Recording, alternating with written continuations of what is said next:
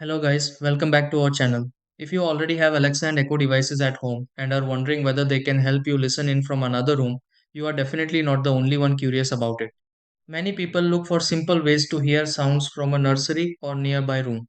Since Echo devices include communication features, there are ways to use them for room to room listening and quick check ins when set up correctly. The process may sound technical at first, but once everything is connected, it usually only takes a few moments to start using. Let's walk through an easy way to use Alexa and Echo devices for baby monitoring style listening. Try these. Step 1. Connect the Echo device to Wi Fi and make sure it is linked to the same Alexa account. Step 2. Open the Alexa app and check communication settings for the Echo device you want to use.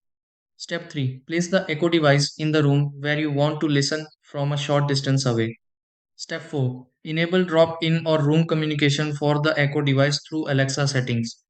Step 5. Use another Echo device in a different room to listen through the communication feature. Step 6. Test sound on the Echo device and confirm you can hear room audio clearly from another space.